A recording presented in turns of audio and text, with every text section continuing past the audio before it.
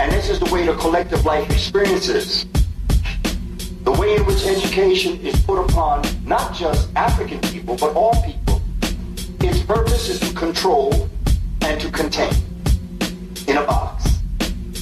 And if you ever step out that box, you will then see a world that is outside the box. As my pen inks, my mind speaks divine bloodlines, abstract concepts, metaphors, and simplistic sublimes. My delivery's okay, but my writing's another time. Zone of its own like honeycombs and armies inside of my mind. I think it right, it kick it, then go and hide in the furrows and the jungles of Jamal's hidden eye. Caught you staring, maybe glaring, still I will not comply with the status quo. It's freedom, bro, that I hold on high. Hip-hop, Holy scripture writers always collide with the masses who wear glasses blocking vision inside. If upper classes with the passes mean that I'm verified, conversely would a failure guarantee that I'm vilified? Choose to reside, yes I, that's right, Jamal outside county lines. For the city limits, games that give me stuttering time. As fast as camera flashes, yes I read the symbols and signs. The birds and the vines, the bees and trees, they all intertwine. I live outside the box where my system knocks. Something abstract, let my mind think before my eye blinks. Watch my dirty soul,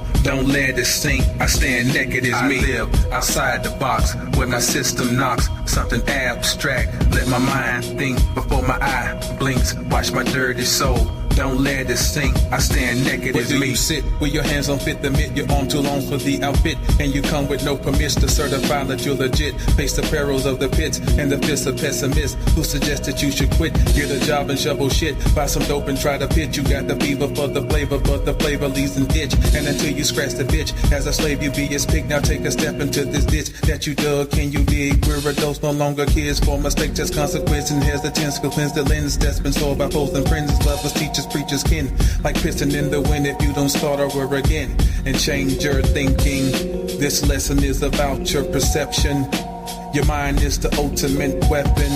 False realities, the ultimate deception. 1, 2, mic check it, we wreck it any given second. I live outside the box where my system knocks something abstract. Let my mind think before my eye blinks. Wash my dirty soul, don't let it sink. I stand naked as me. I live outside the box where my system knocks something abstract. Let my mind think before my eye blinks. Wash my dirty soul, don't let it sink. I stand naked as me. Verse 3, in the midst of this reality, refuse to be a casualty. So casually my mind patrols the galaxy where atoms be colliding with themselves and splitting constantly. Explosion and destruction is the birth of creativity. I'm crazy, see, maybe what you think of me. Well, I agree, it takes a little lunacy to see outside the fantasy. Imagine we remove the canopies, caps and coverings, exposing the true piano keys and play these melodies. The people would be pissing, levy penalties on enemies, and government officials will be running for the hills and flee the tyranny that you inflict with flip car reciprocity. You follow me, hands up in the air and raise them hurriedly, ferociously. Emotions be the captain soul, so let them sink. A herd,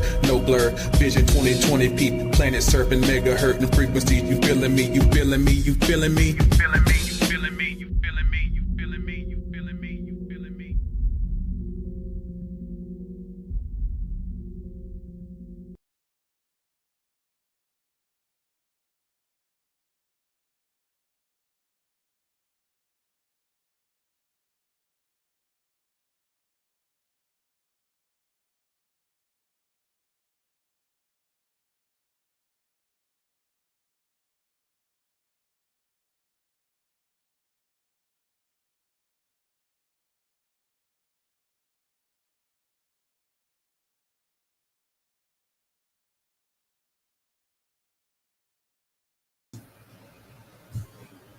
One, two, three, then four. Yes, yes. And we are back. Late night, Friday night conversation. Peace to all the night owls out there who tuning in on whatever time zone you in. Peace to Divine Rights. Lisa, Free Panther. Yes, feeling that. Appreciate it. Peace Golden Timeline. Peace Sage. Yeah, we here. Peace Pandora. Yeah. See y'all coming in.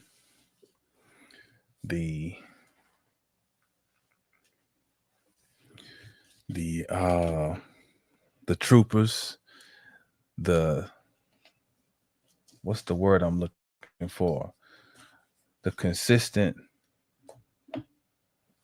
positive energy providers. Appreciate y'all tuning in and these amazing times that we are living in. And I wanted to talk about Pluto's recent ingress, permanent or final ingress into Aquarius, meaning it's not going to be retrograding back into Capricorn again. And I know the impetus, or what's the word I'm looking for? I find myself having to look for my words here lately.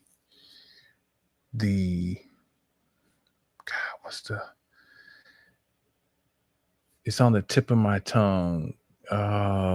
People are wanting to, I can't think of the word.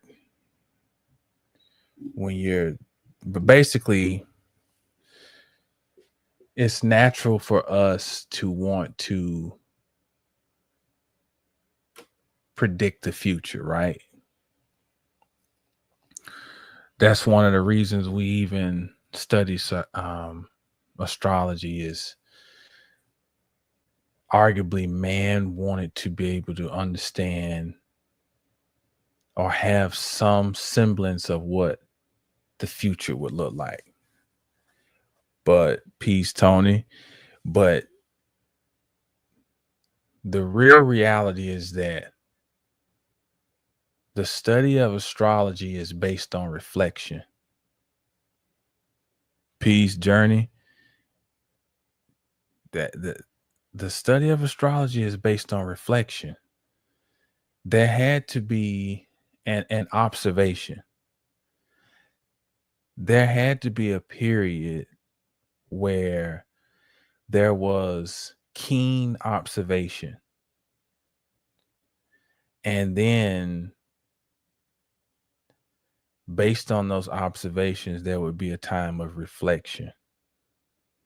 And the combination between the observation and the reflection would naturally give birth to prediction. The word I was trying to think of was temptation. That's what the temptation. We're feeling tempted to want to give our idea of what the future holds, and rightfully so. But again, the whole attempt to predict is hinged on observation and reflection. Peace, Natalia. Observation and reflection. I want to read something out of all of you scholars out there. If you don't have this, maybe you should get your hands on Hamlet's Mill. Okay? Hamlet's Mill.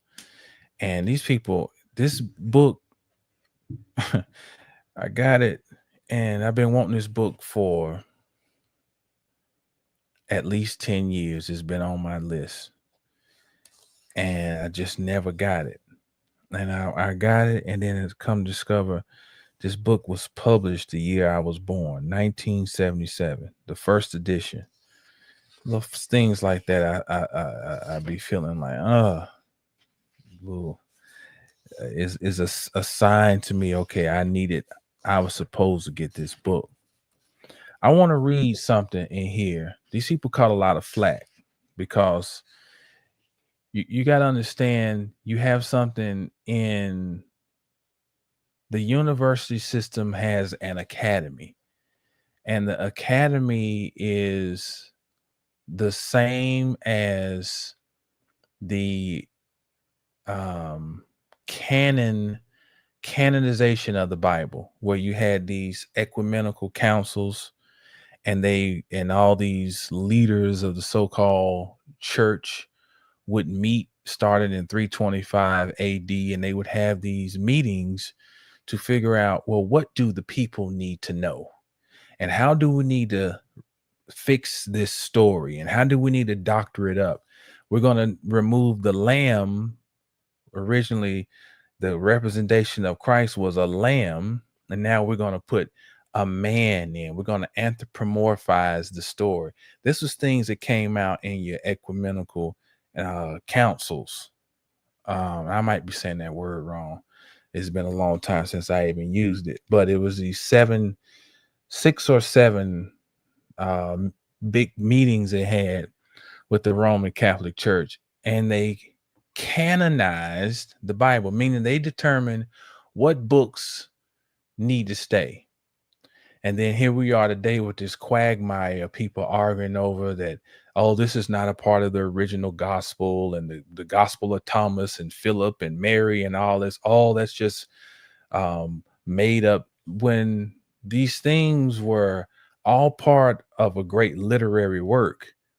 And a cartel comes along and decides what's going to be considered legitimate, evil, and heresy. Well, the same works in everything.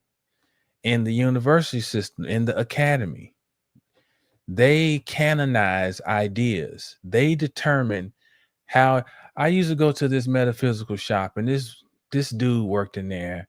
He was annoying, but he always wanted to talk, and he was one of these people love to hear himself talk. He was studying anthropology, and he had been in school for 10,000 years, And it was amazing how he wanted to make everything so complicated, you know, and really things ain't as complicated as they are made to be in our university system. It is a system to create a quagmire of confusion. Well, we have to have empirical data here to prove that soap cleans your ass. We're going to have to sniff your ass for 3 weeks and then test the bacteria samples. They do all of this, you know, to prove what you already know or disprove what is known and create a new line of knowledge. This is just all these games. I'm saying all this to say that I can understand how peace, Mrs. Cali Coco, peace that crazy. I understand what is already being conveyed early in this book because there was a common idea in Western scholarship that primitive man, the word primitive just means first. They even took the word primitive as in first and connotatively gave it a meaning of being slow or undeveloped or savage. That's what now when you hear the word primitive, it has been ingrained in our psyche to think of it as being something that's just, oh, kind of slow, huh? Or just ain't with it. When primitive from prime means first, prime, or it means singular, as in a source. What they're doing here, and they are honoring a simple knowledge here early on in the book. And I'm going to read this.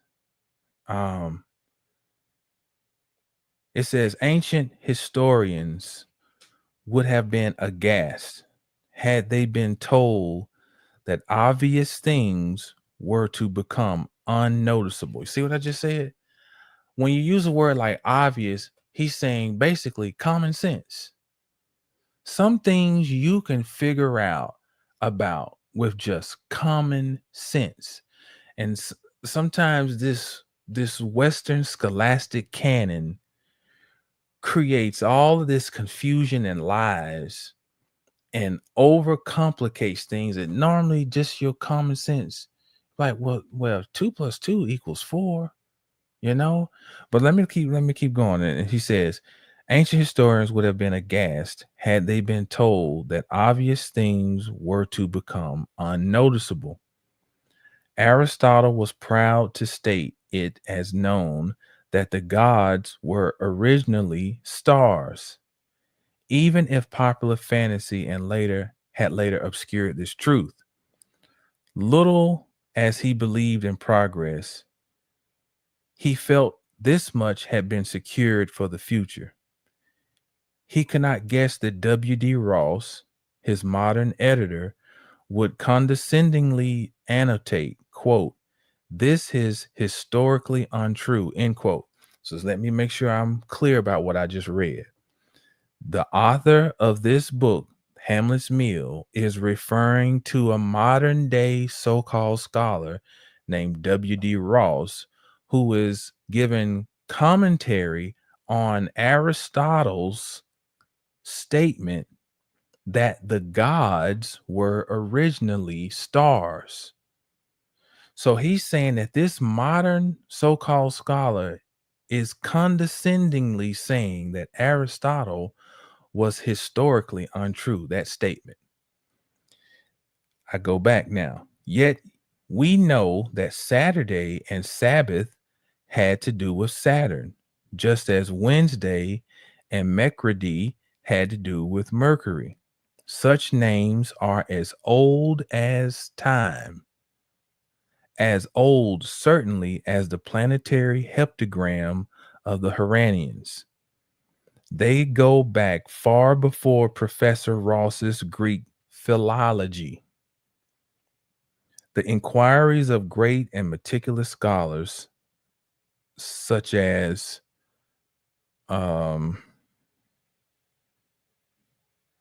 Ideller, Lepsius, Schwolson, Bowl, and to go further back of Athanasius, Kircher, and Petavius, had they only been read carefully and noted, would have taught several relevant lessons to the historians of culture, but interest shifted to other goals, as can be seen from current anthropology, which has built up its own idea of the primitive and what came after. So he is cutting with this early statement. He's cutting a lot of heads, a lot of necks, because he's saying basically y'all fabricated and created a whole system of scholarship based on a perspective that you wanted to take and push, basically an agenda. So in a nutshell, when he says, and he was referring to Aristotle, that Aristotle said that the gods were originally the stars. What does that mean? That the mythological stories were written to have a record of what man had observed in the heavens and here on earth, and what had been reflected upon, and that the mythology was to encase astronomical events through the symbolic language of astrology, which would then be further condensed into the symbolic language of mythology. So that means each one of us, because we have a birth chart, is a walking mythos. Each one of us is living out a divine drama between the gods. Thus we are gods. Is it not written in your law, I say ye are gods? That passage has a lot more to it than we could imagine. It all connects. It's the mythos. Even arguably, a lot of the stories in our religious texts, just mythos, another form of mythos that is detailing events happening in the heavens. In the German tongue, what is it? Tungelsprace, the little stars, the little tongues. Tongue coincides with the stars, as in the word, the tongue, the word. Astrology, it is star words, and it's also logi doubles as word and as science or study. So astrology, the study of the stars, astrology, the language of the stars. And so each of us is a whole universe, a whole mythological saga that is unfolding. And mythos does not mean that it ain't real. Mythos means mother. Okay? It means womb. And so a mythos, because it's a womb, can contain a myriad of concepts all in one place. A mythos can explain quantum physics to you. A mythos can explain basic human interaction. It can explain astronomical phenomena. It can explain future, past, present. I mean, everything you can find in the mythos, And so with that said, with that mindset, I want to take this time. I don't want to. I've already been thrust into it, to reflect with Pluto moving into Aquarius. I've found myself around the time of its ingress, sitting here going through my old photo album, or one of my photo albums from childhood. Oh, the live is frozen.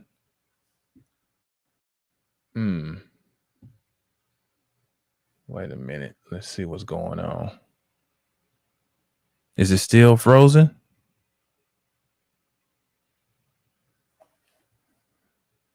I'm seeing it over here on mine.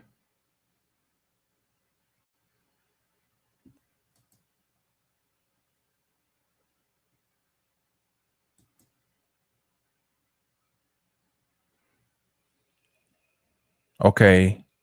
Am I going?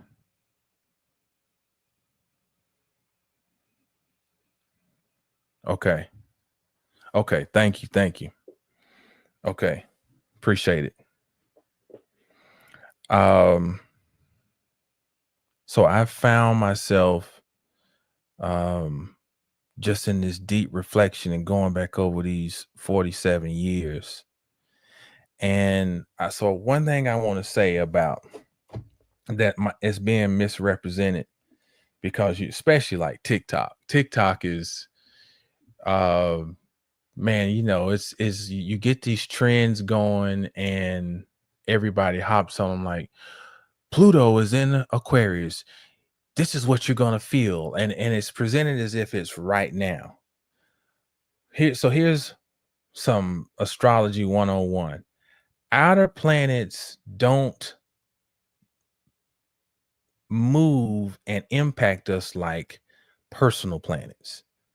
Personal planets, the sun, the moon, Mercury, Venus, Mars, then transpersonal, Jupiter and Saturn. But the sun through Mars, they move faster. So we feel their transits more in a more acute and a more immediate fashion. When we get to the outer planets, they just don't suddenly thrust anything upon us. Whatever is happening, we've already been feeling them happen normally when they're like 10 degrees from wherever that aspect is going to perfect.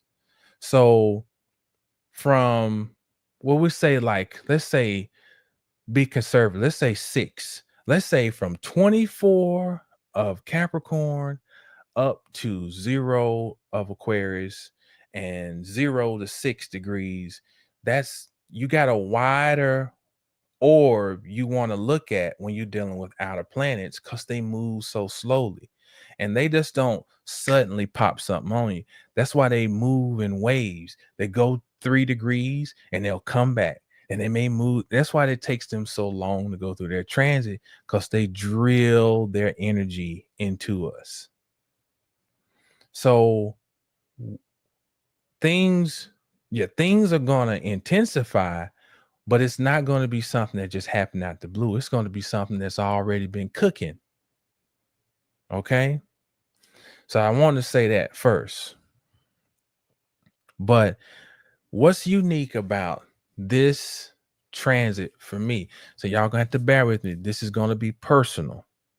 I'm going to talk about myself personally, but it is going to be in a demonstration that I'm trying to present of how I think you can work with this momentous time that we're in, with Pluto making this ingress, because there's so much influence about trying to figure out what's going to happen.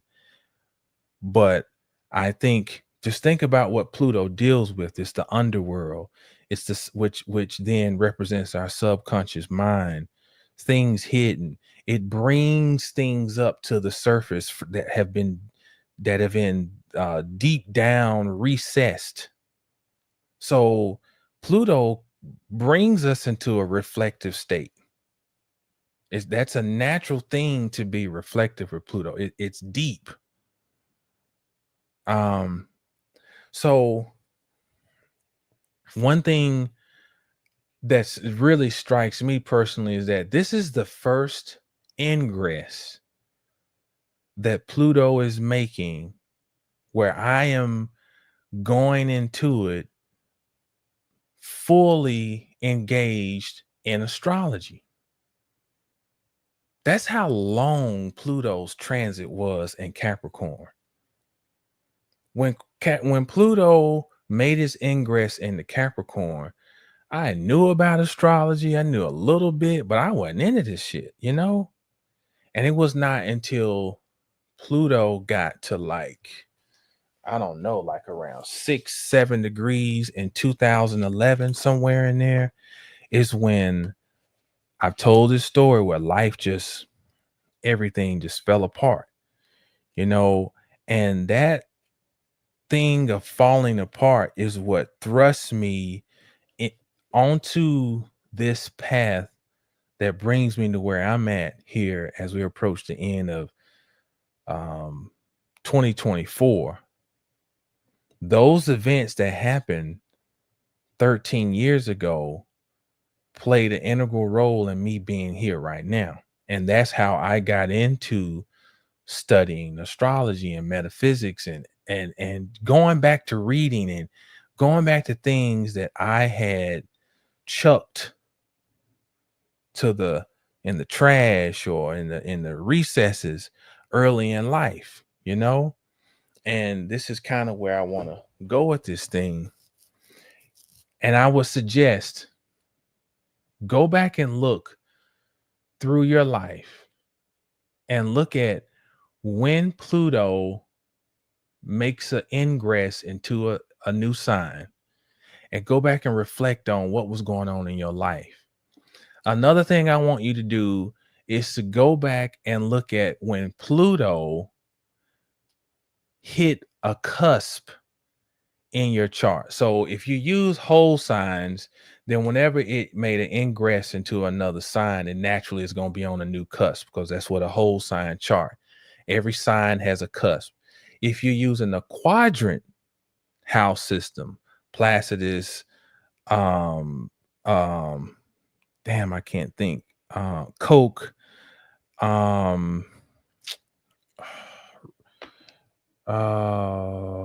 any other quadrant systems, then your house cusp and the sign cusp, Porphyry, thank you, Golden Timeline, and some of the others. If you're using any of these quadrant systems, then your house cusp and your sign cusp many times are going to differ. So what you can do is look at when Pluto made an ingress into a sign, and then look at when it actually it crossed the actual cusp. It made an ingress into a new house in your chart. Okay, go back and look at these things. This is a great way to learn astrology at a deeper level. And because what you're going to do, remember, I said, man learned astrology through observation and reflection. And that's how predictive astrology was born. Okay. So go back and look over your life. And I'm telling you, it's a cathartic experience. I sat here the other day and I was looking at pictures, and I looked at my eyes and how innocent my eyes looked in these pictures. And it was just so I'm gonna go back over some things. Where do I begin? Let's go back to 1982. Pluto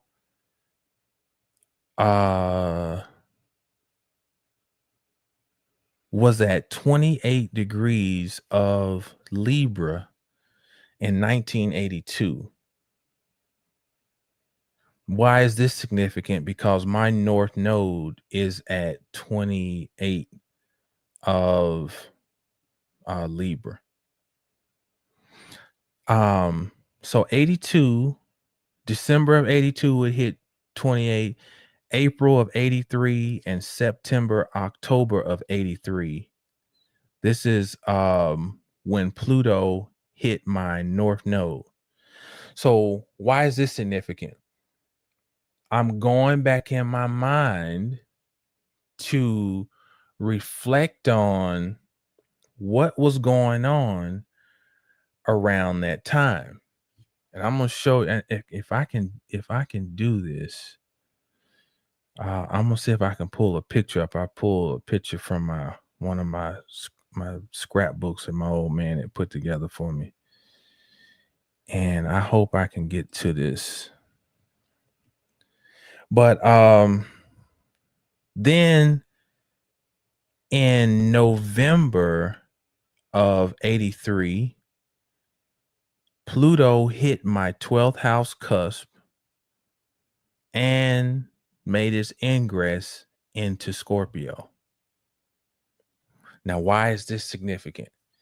Just think about what people say about, oh my God, I'd be so happy. Pluto has been in my 12th house since 2008. Just think, some of y'all, if you are, let's say, if you are Aquarius rising, or even if you are, let's say you are a late Capricorn rising, you have had Pluto in your 12th house. Okay. And think about what you've been dealing with. And so when I was like 6 years old, my world started, because you think about it, every grade you in, add 5, that should be about the age. So 6, I'm like in the first grade. So it was almost like I was in this world of bliss up until towards the end of the first grade. Okay. And towards the end, things start changing. So I want to see if I can find this though. Let me see if I can find this picture, because what was happening, I want to, I need to be on, it's easier on Zoom. Let's see if I can find share screen. Let's see if I can, window. Okay, let me open the picture first, and then I can see if I can show it.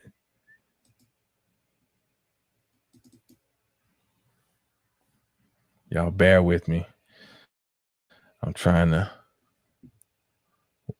work with the little technology here on this thing. Now let's see if I can get to it. Slides and PDF. Boom, boom, boom. Boom, boom. Now let's see if I can get to it. All right. So I don't know if y'all can even see that, but that's me right there. This is Lamar Shaw. I think that's the I think her name was LaTanya. I don't know who this little girl. What's her name? Tiffany Taylor. I don't even remember her. But Lamar stayed around the street from me. So this is our school we were at. Let me move this thing so I can see the comments. See if y'all can y'all see that? Okay. So that's me. And the caption says, the first bank of Randolph was almost empty after these Randolph school kindergarten students went shopping. Left to right here are Lamar Bryant with the bank, Jamal Robinson with his purchases, and Tiffany Taylor and LaTanya Davidson wrapping gifts. So let's just think about this. This, you see, this is why I love my father. You know, One of the ways he showed love was he categorized your life. Just you know how important this is, and him keeping this date up here. Asheville Citizen Times, December 20th, 1983. So remember, I said that Pluto hit my North Node the year before, December of 82. And then the next year, it made its ingress into my 12th house. So, which was 83. So 28 degrees is just 2 degrees away from my 12th house cusp. So that means my North Node is still active, even when Pluto, its energy of interacting with my North Node is still active as it makes its ingress into my 12th house of hidden enemies. This would become one of my little hidden enemies, Lamar. But I'm also here at a bank, which means there's something about exchange going on. The bank is, this whole interaction is an exchange of energy. I am receiving something and he is there at the bank, right? So y'all, if you've heard me give my analogy about the scales, I say Aries, you have a seed. Taurus, you have ground for it to take, for it to be seeded in. Gemini, we aerate the ground so it can receive oxygen, you know, the breath of life. Cancer, we water it so it starts to grow. Leo, we have a piece of fruit now. Ooh, look at that ripe piece of fruit on the vine. Virgo, now we got to go do the work to gather that fruit so it doesn't rot. Libra, we take it to the market. My North Node is in Libra. And here I am at the market, caught in a picture. And and going back and looking at this picture resonates with my North Node. And I am receiving. So there's something in my North Node about being receptive of my own gifts. Because these girls are wrapping up gifts in the caption. So there's something here. We must have done this around Christmas or something.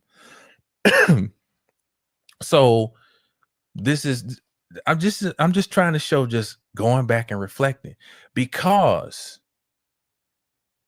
so Lamar ended up going, and this is not to talk down on him, but Lamar's, I was my dad was old relative to my friends. Lamar's grandmother was my father's classmate. His grandmother, Eula, or not Eula, but what was her name? I can't remember her name. But Miss Shaw was my father's classmate. So his daddy, my daddy was old enough to be his daddy's daddy. So his daddy, KK, was in the game, heavy in the game. And Lamar grew up in the game. So me and Lamar used to be buddies. He would come to my house, we would play. And then soon after this, our lives started splitting. By second grade, started splitting. And he would be on all the little, he had like the little scooters when we were young, the British Knights. I'm like, damn, man, you know, but he ended up following in his father's footsteps. He ended up having to go to prison like his daddy did, you know? And at this time in my life, you know, at the time this picture was caught, man, I was on top of the world. I had 2 little girlfriends in kindergarten. We used to play house. I lay down with them and just, like they just say, mannish, you know. Let me stop sharing this. But after that, it started to split. And then I started children, you know, around 7, children's identities become more ingrained, and we start having an identity. And so that next year in first grade, I start doing something. They start giving us something called the California Achievement Test. And the California Achievement Test was basically, you know, like whatever the STAR test they give children in Texas now, whatever standardized test. And my tests were, you know, off the chart. In the, I don't know, was it second grade? My total language was considered to be at a 6th grade level in the second. I got in the third, it was total language was like 8th grade or something. So that test started separating me and my classmates, starting to recognize that we're not the same. Okay. And they put me into these gifted and talented programs. That same year, they come in with the DARE program and teaching us about drugs we ain't never even heard about. This is how they seeded the concept of drugs. They come in and talk to us. The DARE program, drug abuse resistance first grade. You know, it's just amazing. But June of 83, while Pluto is moving through, just got to think. Some of y'all didn't have to deal with Pluto in your 12th house until you were an adult or teenager, or some of you dealing with it now. I got introduced to Pluto in my 12th house at 6 years old. It was like a shock. Like suddenly the world is ugly. And so from 83 until 95, Pluto was in my 12th house. And so when I went back and looked at those early pictures of how you just so smiling and you can see you can see how your shell hardens over time, and you can see how you get away from what you authentically were because of trying to adapt to your environment. You know, that's why now I'm so adamant about, I'm not dumbing myself down to make nobody feel comfortable. I'm not entertaining conversations with stupid motherfuckers. I'm not going to sit and I separate myself. I'm not subjecting myself, because I've been there, done that, got the t-shirt. And now I attract people for me being me and what I started to feel from 83 to 95 that I needed to put back to tuck that shit back somewhere.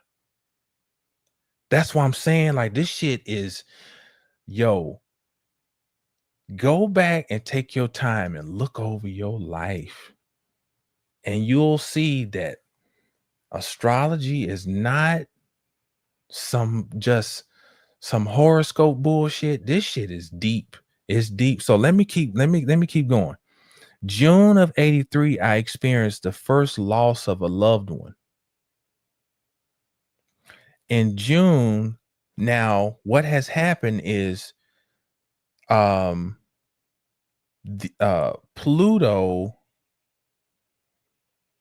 I think it has retrograde. It has moved retrograde, and it's back at 28 of Libra again, I think, somewhere in that time.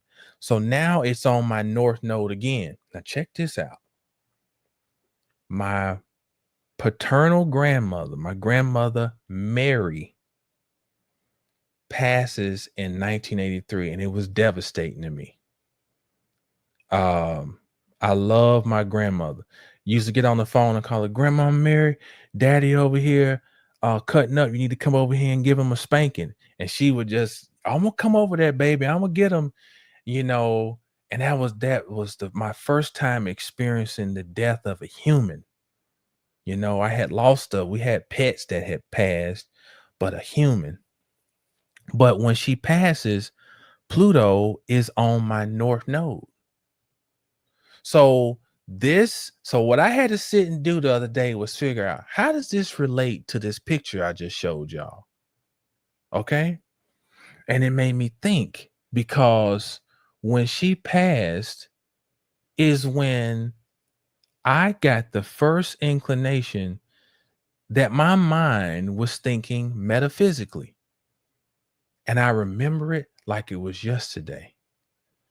I remember them telling me she's going to heaven and she's going to be there forever. And what bothered me is I had created this imaginary picture of what it would look like. Because, you know, you go into church and I'm going to put on my shoes and walk all over God's heaven.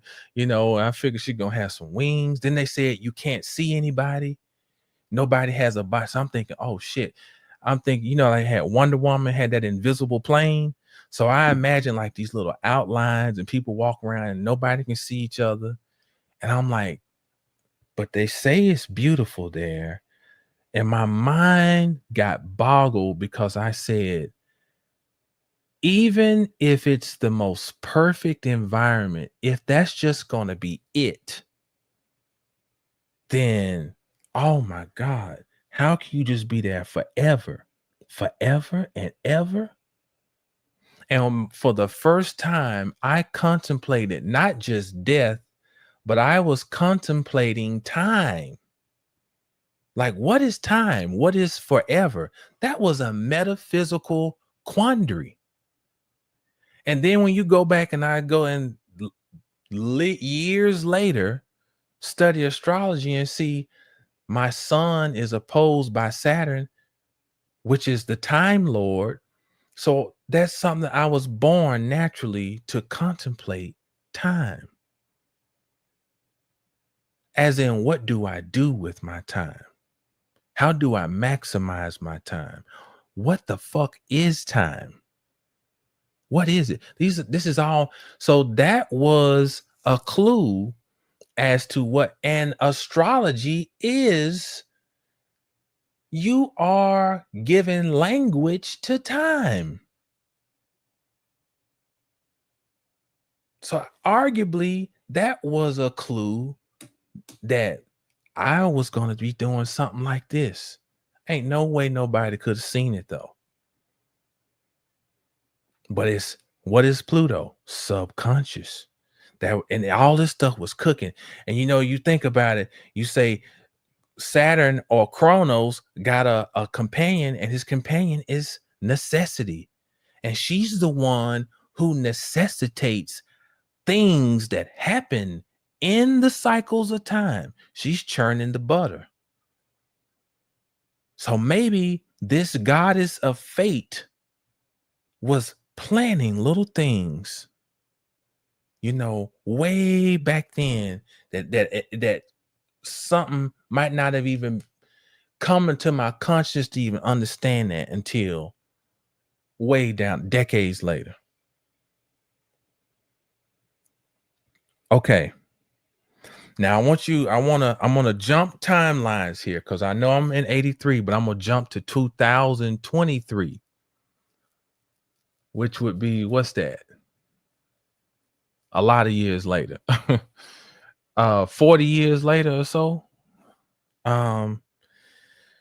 So I want to show another picture. And I'm gonna tell a story about this picture. Let's see, I gotta open it first so I can be able to.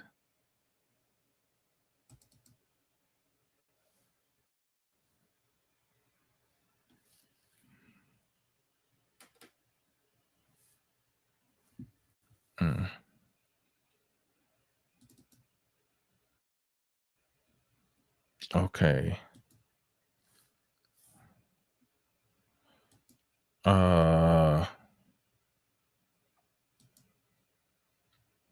So check this out.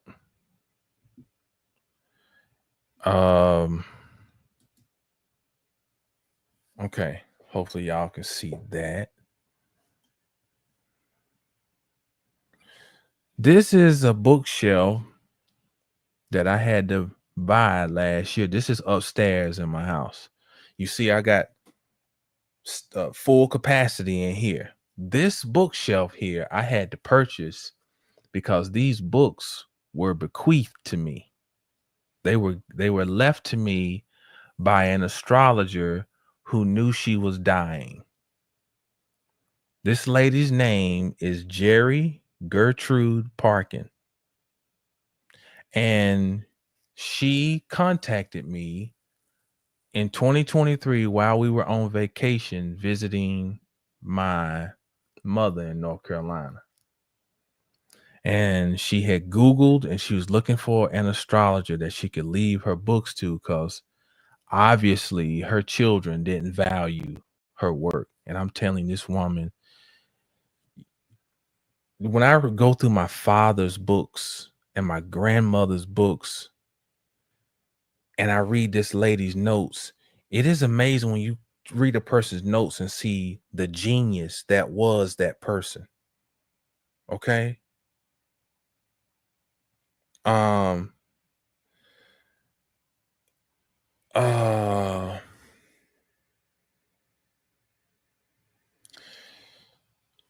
So she contacted me and she said, I'm preparing to go into assisted living and I have a library and I've given away some of the books already and I just don't want them to be thrown away. I want to give them to someone who will appreciate them and utilize and use them. So it turns out that this lady was living in Oshkosh B'gosh, Wisconsin. And I'm such a fool. I told my wife, I said, look, I'm gonna rent me a car. I'm going to get these motherfucking books. I'm not gonna miss out on this. She's like, you don't know what these people, they might be trying to set you up. And I went and did my Googles and I looked and it was like the population of black people up there is like 2%. And so I ended up talking to the son and we made an arrangement. I would send them a money order and they would mail the books to me. But meanwhile, the lady we ended up talking on the phone and you could just tell she was just sharp, but her voice was very weak. And she's like, look, I got about 2 weeks left on this planet. Time, just the shit was so eerie the way she was talking to me. She's like, time is of the essence. You hear that word? Time. Study your chart. I'm gonna tell you the shit's magical because your chart will be speaking to you in key times in your life. Here's Saturn speaking to me through her. Time is of the essence.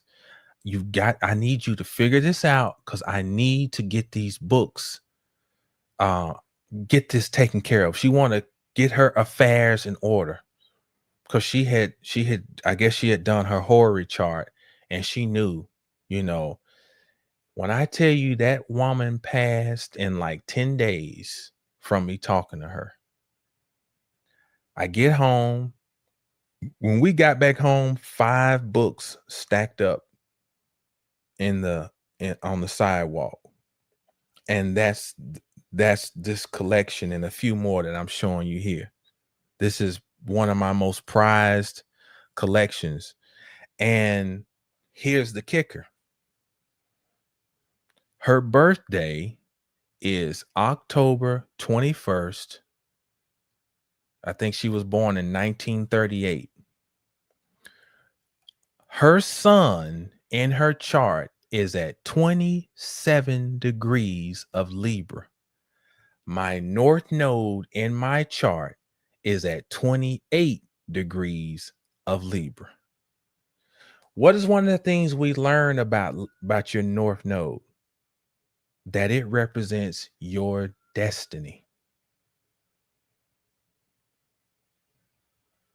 that it represents your destiny.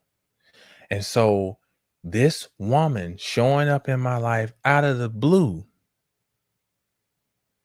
is representing something coming out of the spirit realm. Now, this is beyond logic to prod me on towards my destiny and to give me tools to support my journey.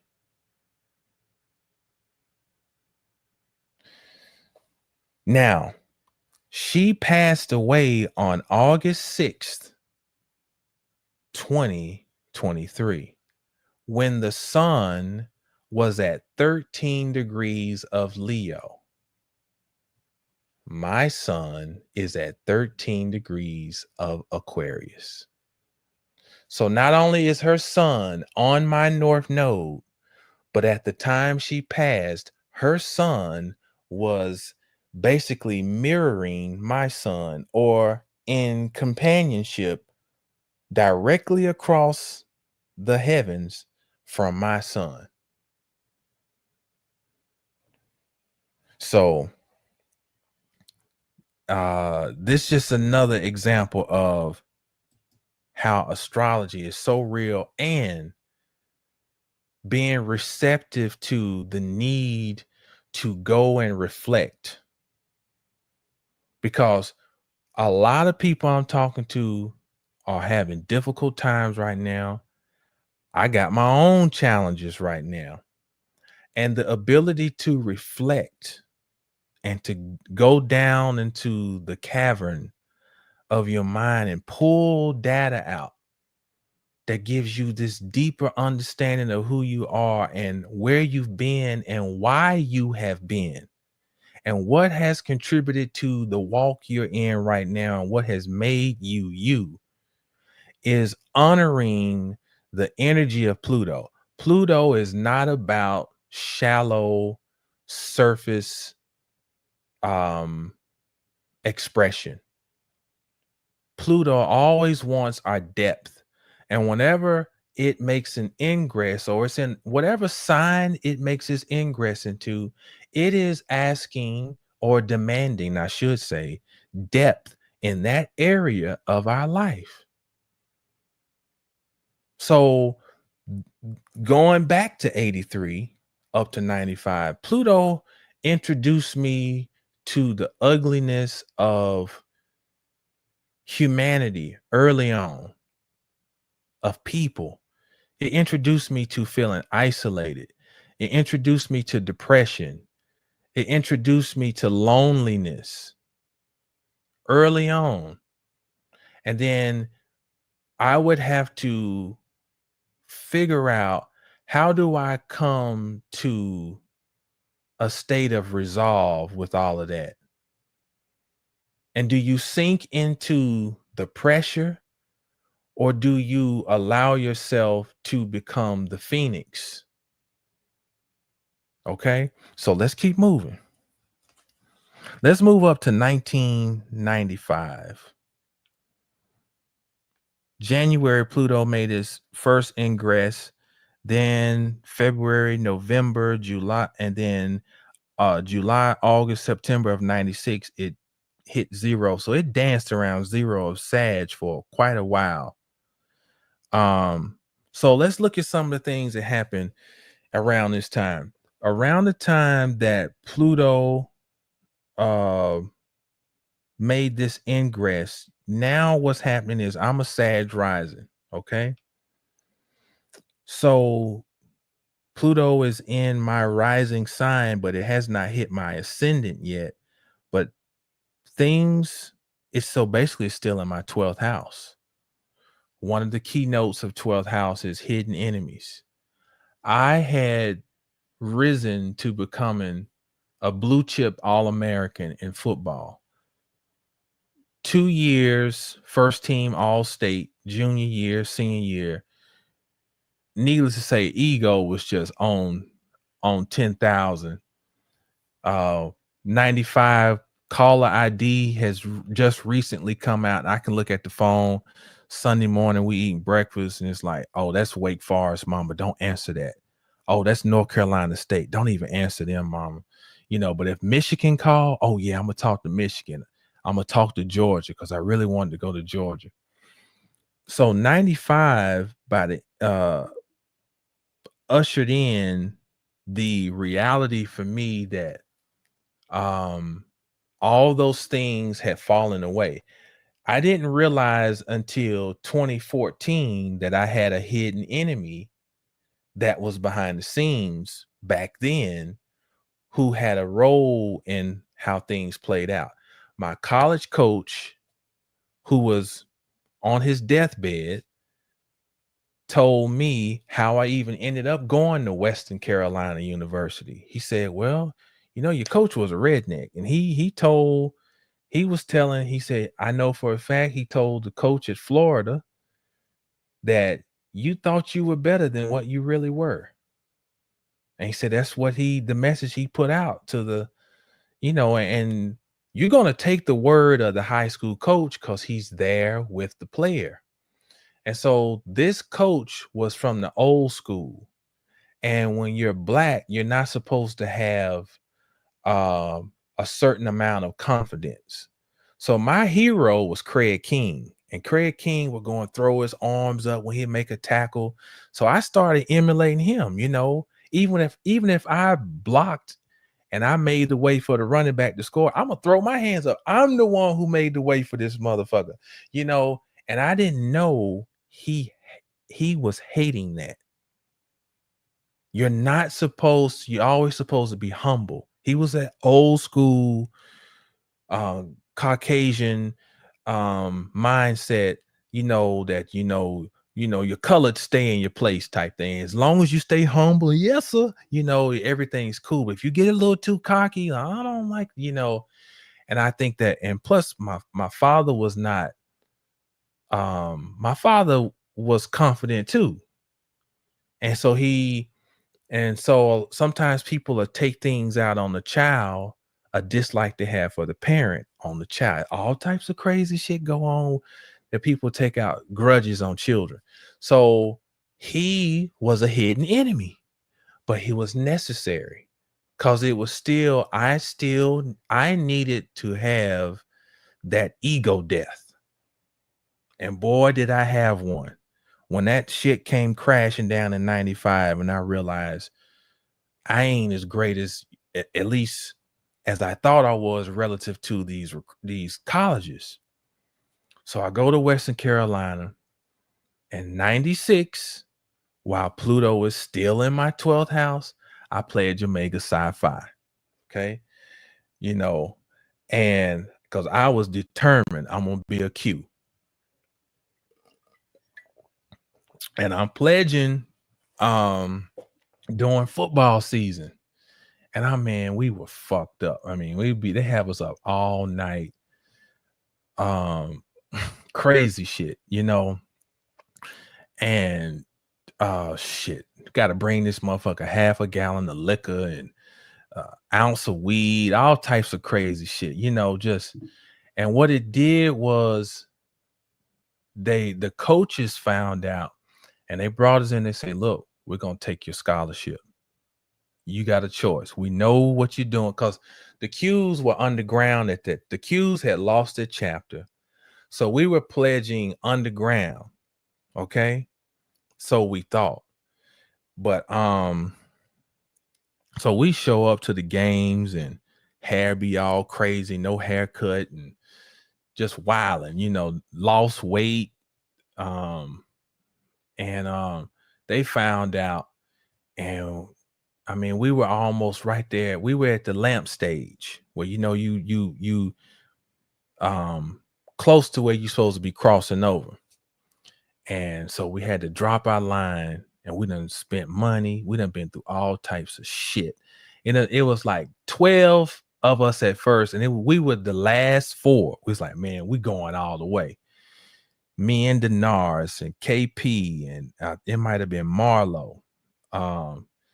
And so, but what that did was it turned me on to the underworld life. You know, I had already dabbled in things for our went to school, but I was full-fledged by now. So so here I go into the underworld. Scorpio. You know, this is I'm in is the Pluto is in Sag by now, but it's still in my 12th house. So this is I get immersed into the game. All right.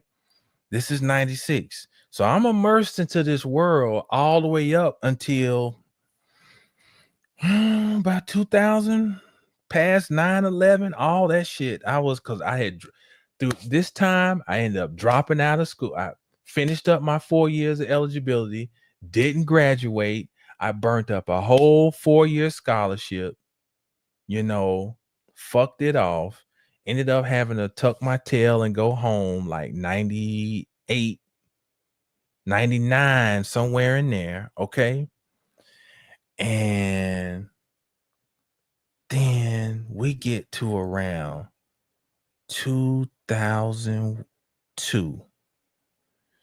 And now Pluto hits my first house cusp in Sagittarius. And what's one of the key words for Sagittarius? It is long distance travel. Now that can be it can be literal. Oftentimes it's metaphorical because the long distance travel is a perspective,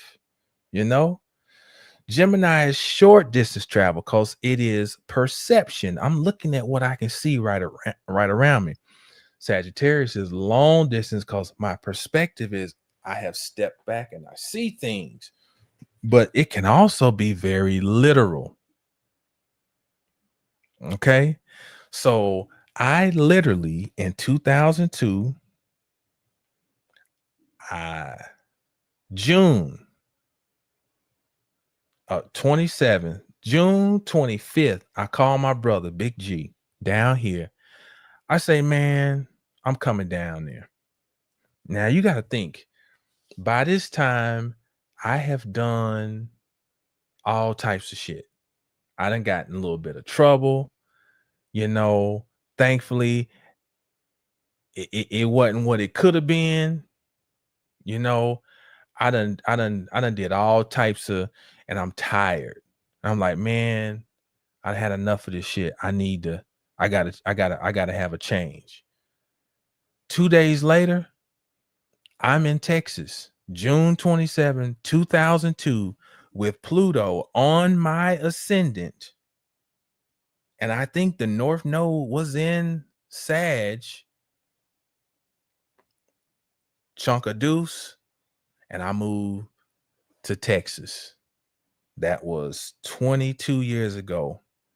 And I've been down here ever since. Remember, Pluto hits my ascendant. So it was almost like a form of resurrection for me. Like I left, my mind was made up. I'm coming here. I don't know what the fuck I'm going to be, but I'm going to be something. And I'm those previous 19 years, I let them die. I let them die. I died. I don't even know, that motherfucker, whoever that shit died. Because when I came here, I said, I'm coming to be something new. And that's the Pluto, if we allow it, gives us the impetus to experience regeneration, to let die off what needs to die, and then to give birth to what needs to come online. Okay. Now, so this time from 2002 to 2008, while Pluto was still moving through Sagittarius, I'm cooking. I get myself in shape. Well, my brother is under his tutelage. I get myself in at least good enough shape to where I think, man, you know what? I can help other people do this.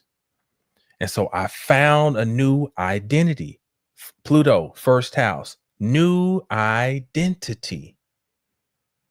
And I get into personal training in December of 2003. By April of 2004, I quit that job at 24 Hour Fitness and I go in business for myself. While the sun is in Aries, April 7th, bam, sun in Aries. Don't know shit about astrology, but this was divine time. And if I would have cast this as an astrologer, great time. The sun is exalted in Aries, great time. It's in your house of creativity, great time to go and lunch something. So it was just divine impetus.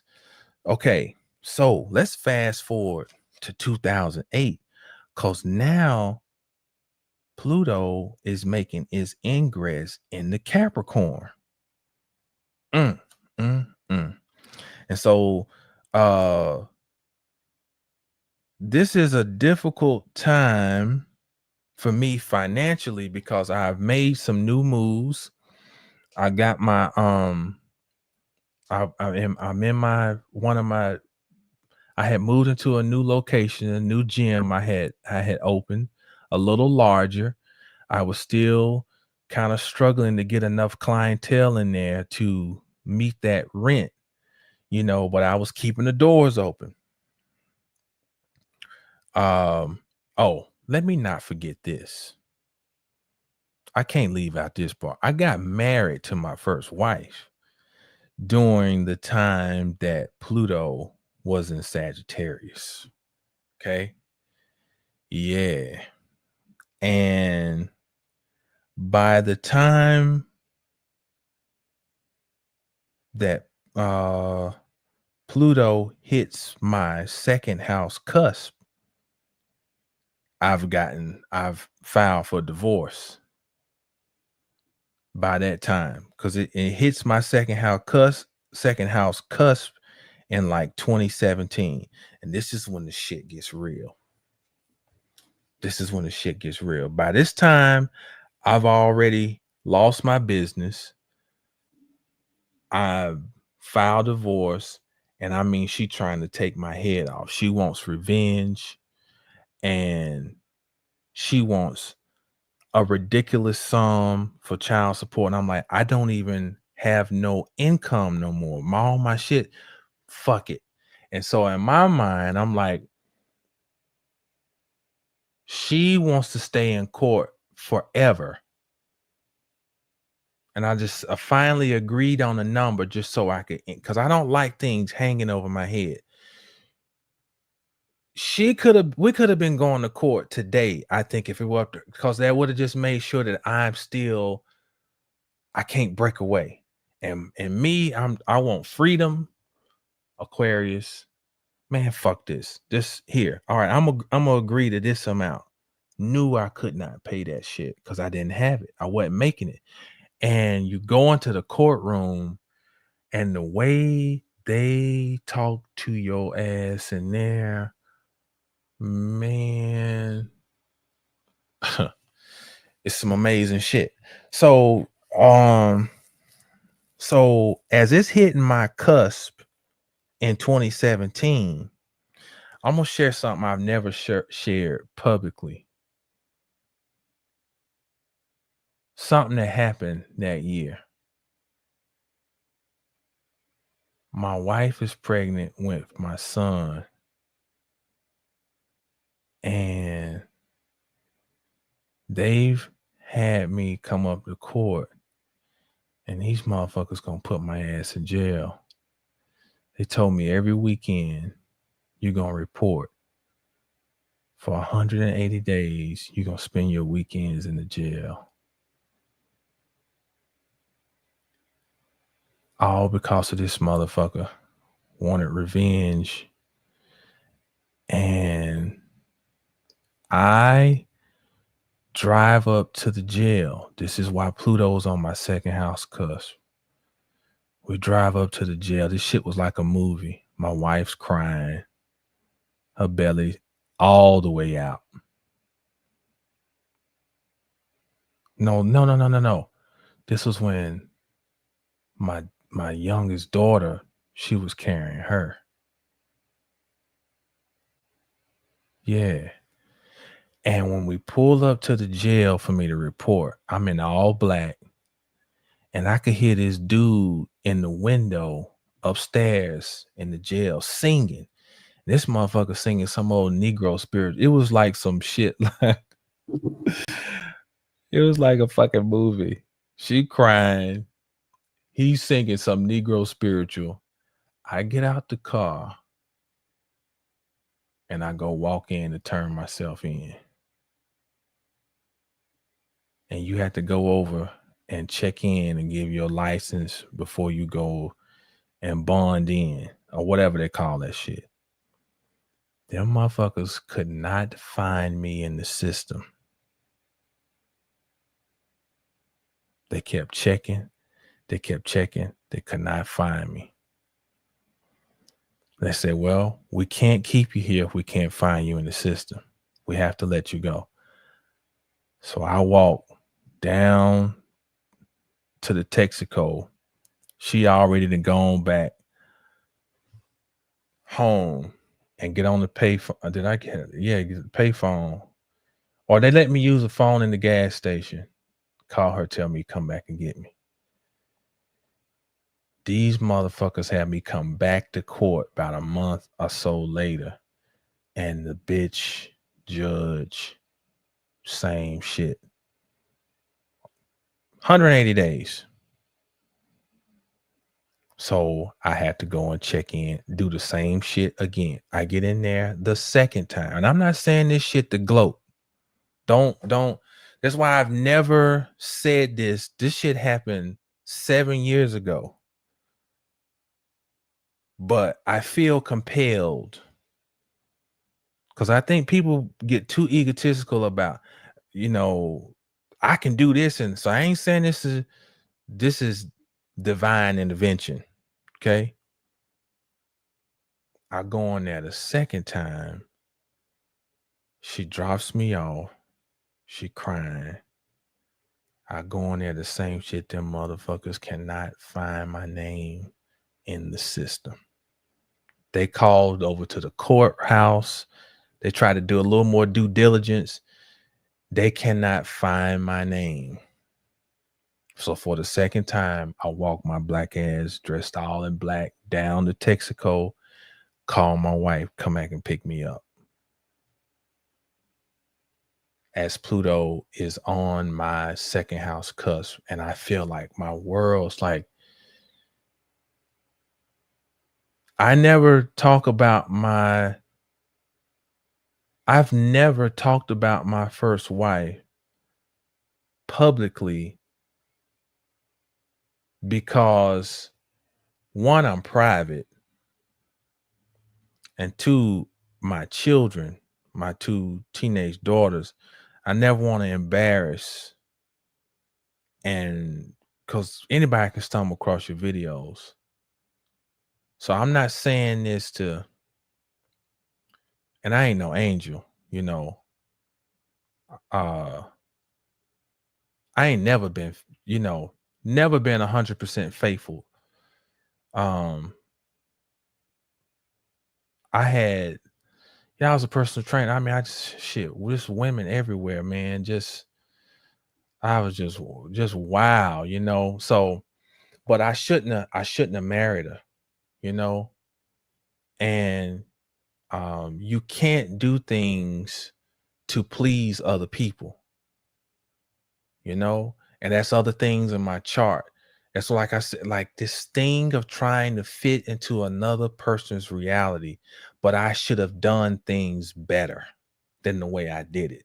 So I had to burn up the karma for the way I did the shit. But if I could do it all over, I'd do the shit. Freedom is priceless. If I could do it all over, I just wouldn't have put myself in a situation. But suffering for your freedom it's worth it, But the point is, all this shit was going on. I'm like, man, what the fuck, man? But at the same time, I had to be like, damn, there's some divine grace here. And but I still didn't know what I was going to do because I'm I'm at least working within the field at my degree. My degree is in journalism. So I had a job writing that I hated. And it is around this time that I decide that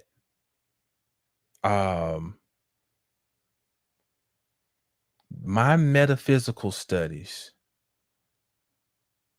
which included astrology, the etymology, the mythology, eschatology, that, man, I this is what I want to do, you know, but I didn't know how it was going to actually materialize. So as I go back and talk about this, things really sped up from 2018 to now to be at this position right now. But what I have tried to demonstrate here, one, trying to be a little more forthcoming about who I am and what I've, and you know, some things you can't go into more detail on it. You'd be, you know, on the internet, you'd be a fucking fool. But I've had an adventurous, life, man, you know? But the reflection of looking back over these 47 years, I'm using that as I'm moving forward now. Now we're coming up to present time and we're going to walk the clock forward. Now we've studied the past and now I'm starting to look into the present and look into the future with this energy moving through my solar sign, because my sun sign is Aquarius. And with it at 0 of Aquarius, it is squaring in my chart the energy of 1983. So there's an urgency. Let's go back for dramatic effect. Let me see if you give us some dramatic effect. Let me go to some pictures here. Let's see.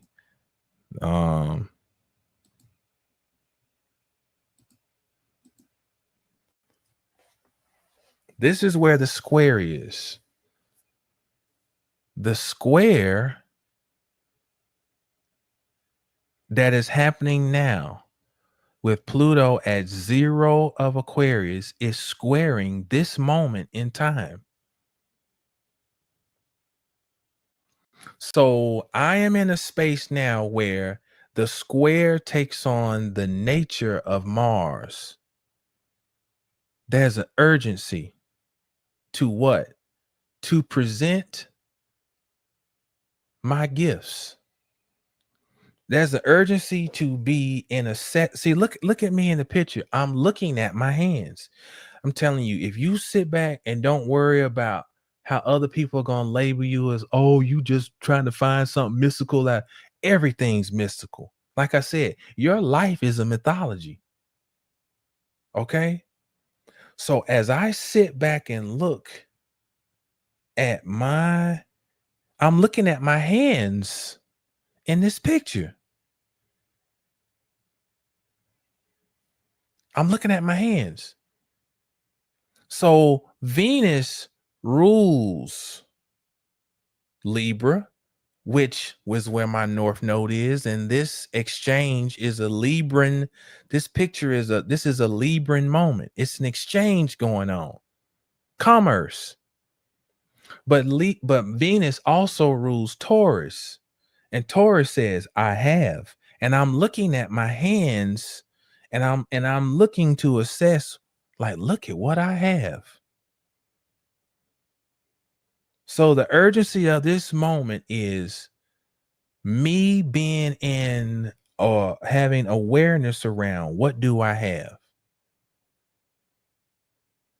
And how do I create fair exchange in this world relative to what I have in my hands.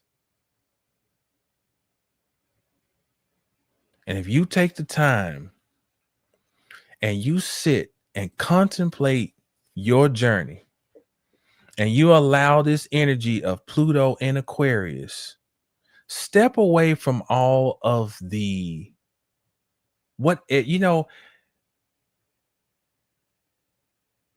I don't want to do what everybody else doing.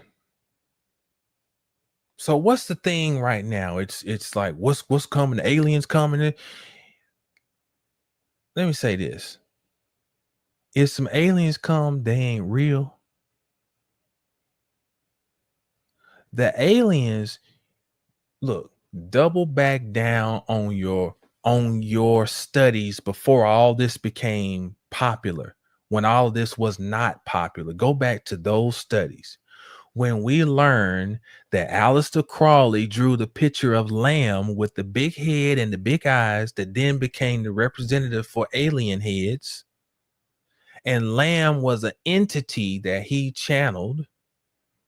Okay, and let's be aware that how would you want to offset entities or energetic forces that are supposed to come relative to cycles of time that astrology can help us peer into?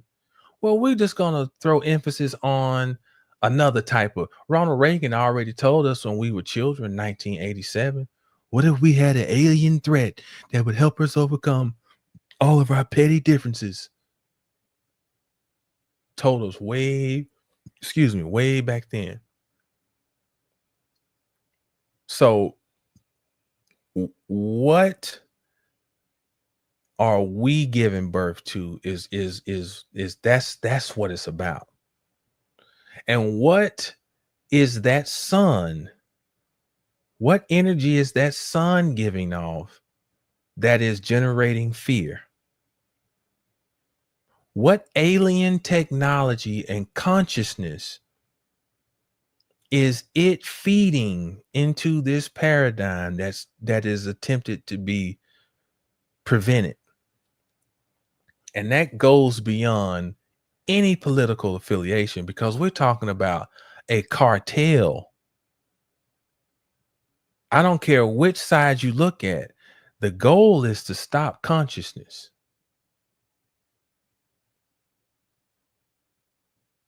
So anything you can do to make you more aware of your own journey, and what man has been robbed of is knowledge of self. The ancients said, man, know thyself. If man knows thyself, then there ain't a whole lot motherfucker can do to you.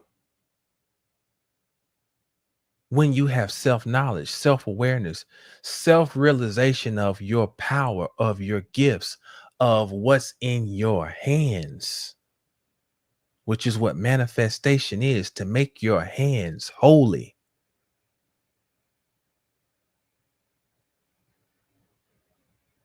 So I would suggest that you maybe pull back from all of this. This gonna happen, that gonna happen, and your mama gonna get smacked. That's right. Aliens gonna smack your mama. Better watch out. This is what I want to know. For all the people who know what's gonna happen, what's the fuck gonna be happening to you? Think about that. I'm just warning y'all. They put the woo, they do the thing on TikTok and they had a little spooky music. I'm just gonna warn y'all. I got this message, and this is well. So where are you gonna be? You're gonna be protected.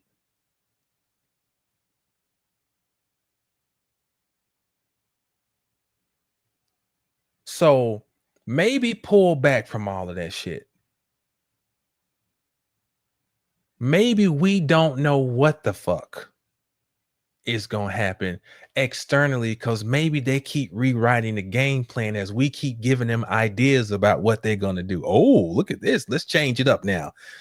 Maybe what matters more is, what the fuck are you going to do? What are you doing? What are you working on? Are you building Solomon's temple?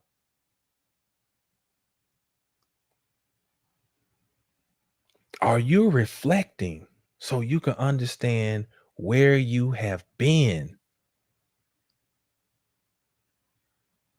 And maybe that is what is being attempted to rob the people of, is their ability to assess themselves, their journey, and then to be able to articulate what the journey will be, to be able to imagine, to visualize.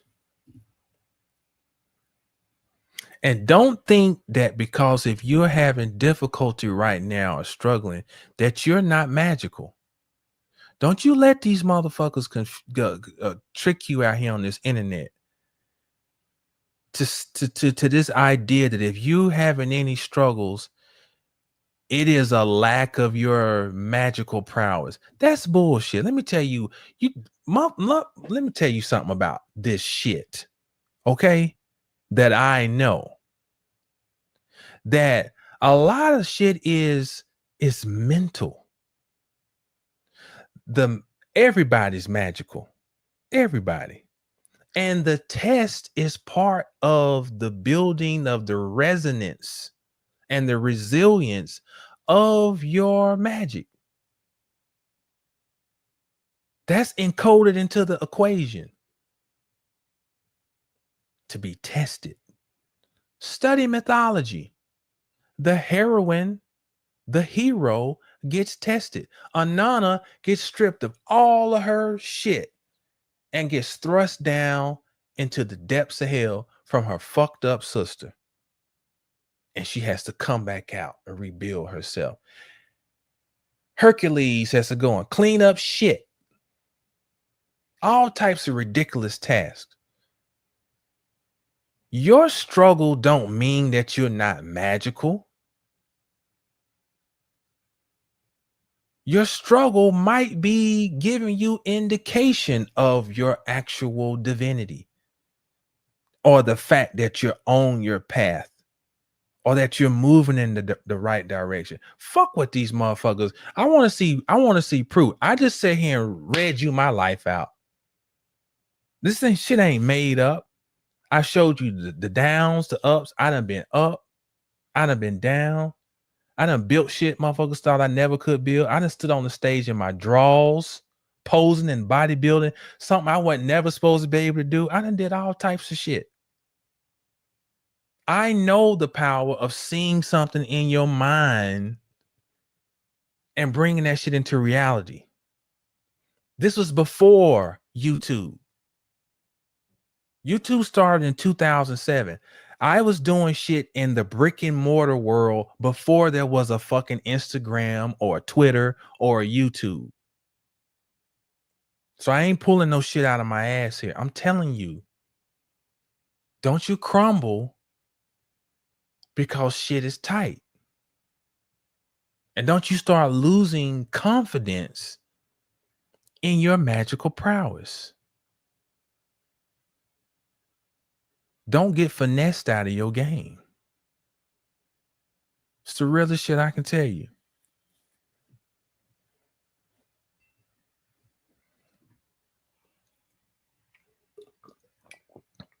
So it's 1 o'clock in the morning. I ain't gonna want to do shit tomorrow. But I'm still gonna do some shit though.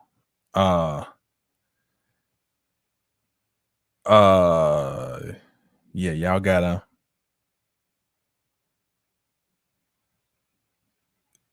let's see.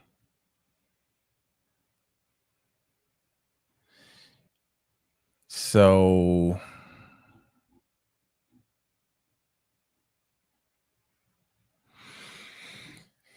yeah,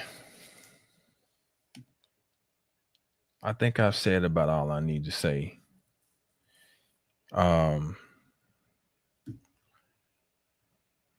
Let's see. What I got over here? I ain't got nothing new. For you all who never tune in on Friday, sometimes we'll wrap up the conversation, the teaching, and we might do something.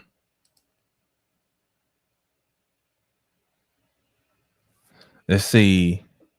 Tony said, "Thank you." Divine said, "I'm about to start tearing up over here."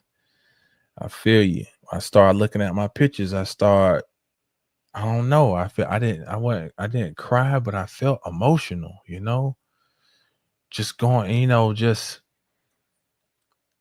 I think this is a time to really let all of these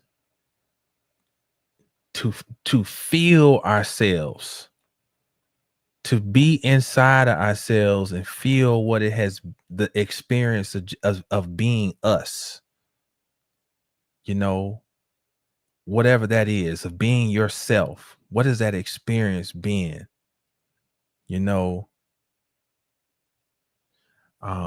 So yeah, I appreciate y'all allowing me to share.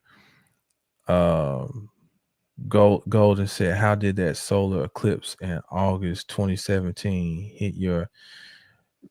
Well, it's what I was just talking about. It was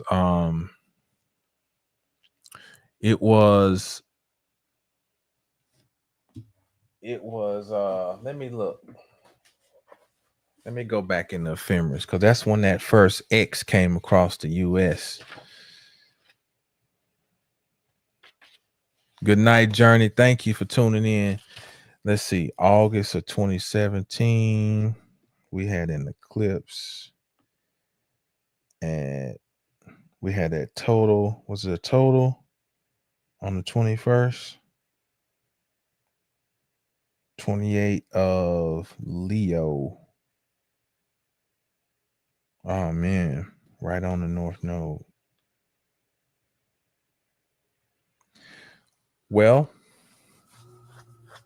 around that time, I was, God bless the transition, this lady named Sister Zeta. She had me go up to Indianapolis to do a lecture, because she was from Indian, that part, and she sponsored me to go up there and do a lecture in 2017, and it was somewhere around this time in late summer, and that eclipse was in my 9th house of higher learning and teaching. So I think that was an indication, even with all of the chaos that was going on, that of where I was supposed to be moving, as far as teaching. And I mean, really I got this board back here. I got a huge board in my garage. I really look at this as like a classroom, like a professor, to be honest. I'm a ghetto professor. I love, if I had a cameraman, that I'd love to just be up and write on the board. That's why I like being on Zoom, where I can write stuff, but I would rather do it the old fashioned way. So I think that eclipse was opening up the portal for me really being serious about what I'm doing now and leading up to this, but in the midst of all of the shit that was going on,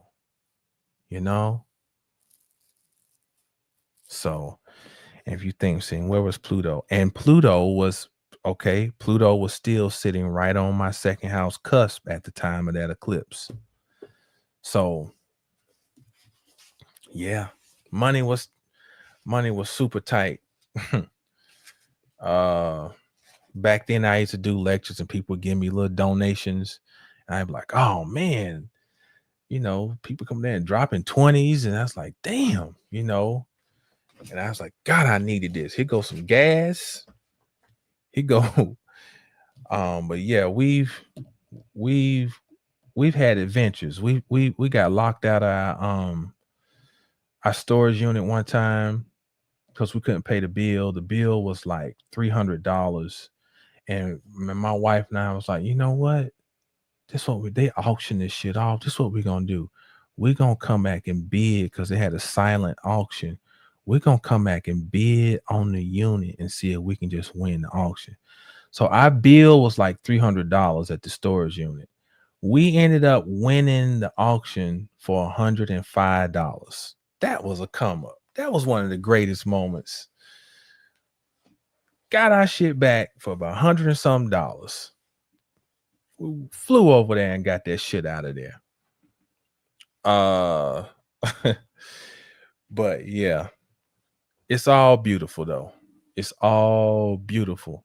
That's why I say, you know, it's a lot of conversation about what this gonna happen and that gonna happen. Like, look, man,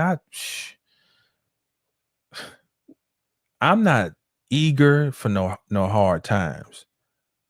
But my grandmother used to say, you better learn how to do. So we know how to do, you know, like I said, I ain't had no central heat until I got to college and had my little trailer in the trailer park. You know, that was my first time being able to go to the wall and adjust the heat. Like we ain't had that. It was like if it's cold, we got to go and put wood in the stove, put kerosene in the heater. You know, I get your water turned off and can't pay the water bill and get the little tool and go out there at 12 o'clock at night, pull the manhole off and turn your water on. Or the pipes freeze up and you got to heat your water up on the stove so you can take a bird bath. Or my grandmama, her water's still on. We got to walk over her house so we're not embarrassed at midnight and bring buckets of water back. Man, I can tell y'all stories on top of stories on survival shit. So motherfuckers can miss me about, oh, this is gonna happen. Like some people ain't never been not broke but po, beyond broke but po. You don't know what it is to go and round up all the pennies.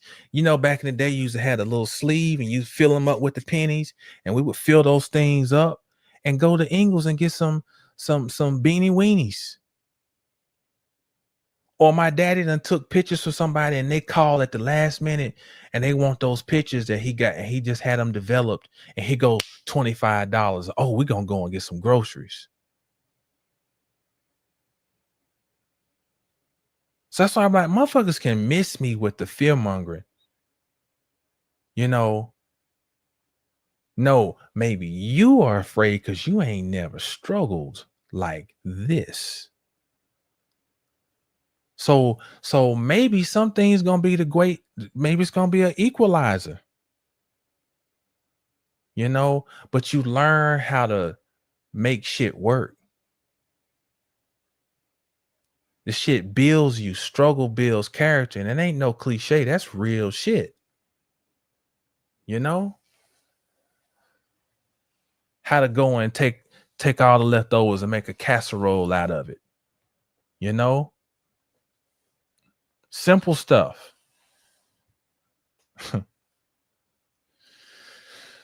So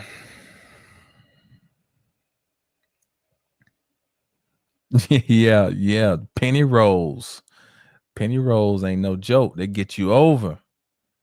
So we're gonna wrap it up. Y'all want to hear some music? Anybody want to hear some music before we get out of here? If not, it's cool. We can wrap it up. I will make it do what it do. That's right. And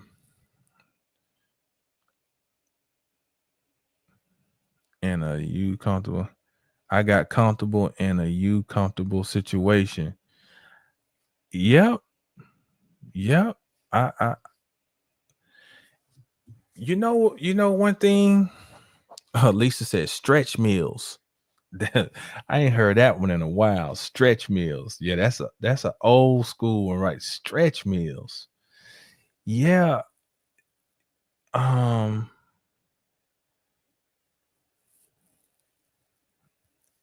you know, what was I about to say about the yeah, sometimes when you discomfort can really bring your magic out. Thank you, Kareem. Um, I'm gonna tell you one more little thing. We used to go to this neighborhood. Oh man, she said syrup sandwiches. Oh, no doubt. Syrup sandwich. Yeah, yeah. And some water. But we used to go to the neighborhood Walmart and pay our rent. Rent would be like, I don't know, like $1,300. And I used to go and we would have like $2 in the account. And I had figured it out that it was if this one girl was there, she had good energy every time I would go. And that overdraft would work beautifully when she was there. If she wasn't there, that shit gonna be declined. So I say, whoever came up with that overdraft, God bless them motherfuckers, because that's like the poor man's credit card right there, that overdraft.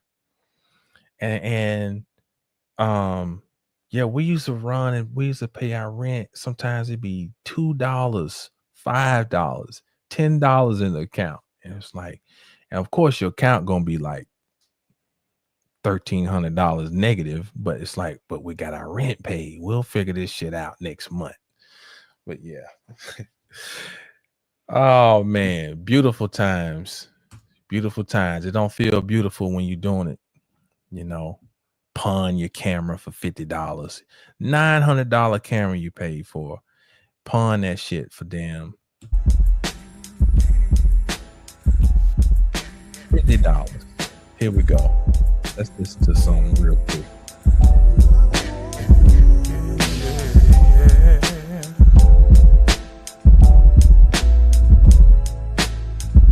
Debonair, intelligent, visionary, intuitive, nuanced, extraordinary, divine. The rose of Sharon meets the dove, my dictionary. Intersex, vividly, imagine now, early, divine. I knew my time would come, but patience not my virtue. Life is funny though, jumping too fast, it should've hurt you. But the dawn is Venus, is intuitive, new emotion, divine. Motion, ocean floating, Billy Rubin ocean.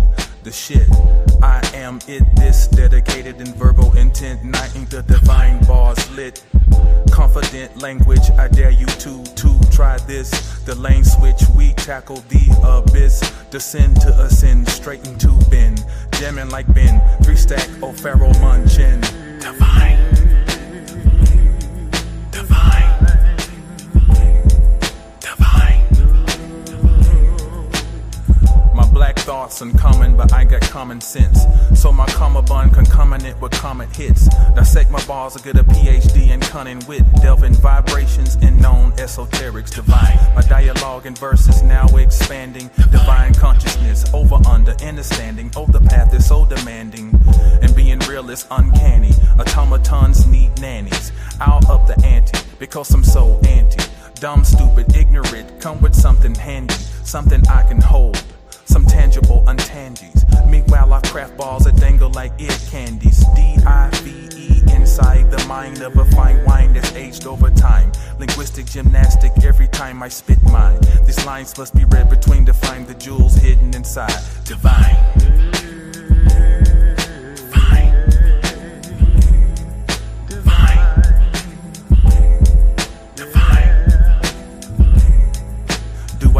Inspiration, needlepoint excellence, Divine vibrations, you best believe it. The end conceive it, hands cleave it. I wrote my own religio, so like the script said to do so. My offsprings will have the crystalline milk flow. The honey mix, cinnamon opens the dough. To be the nigga, the ginger, the naga, pretender. Never send back if fake is the endeavor.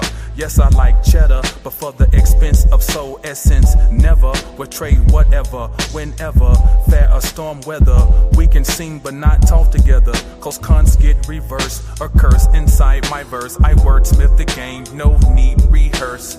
The spring burst, vernal equinox, you thirst. I thirst for more to leave your body enriched like iron ore. The divine whore I stir. I'm soft earth from now on and going forth, me and her. Divine. Divine. The barren woman becomes the virgin. The baptizer is the revelator come in person. The vicar, the wicker, kindle light flicker in the night sky, come hither. In the winter where the plants wither and the earth is bitter, you will find your great potential, let the seeds enter. The ground with the feces round, the scarab beetles found. A place to lay eggs, nutrients and soil fed. Scorpio flow risen from the frozen dead. This is the word, bar superb. Every noun and verb perfectly formed. I gets down, you heard. Jacob's ladder climbing out of the dirt. The work, Dogun insight. Visors and neon, excellent divine eyesight. Higher than kite, lower than lithium dick sight. Sweet dick through plights to take red light flights at midnight. Type 5 spit right, the true essence of my life. I got a simple message, if you cite it then get it right. Cause this is divine.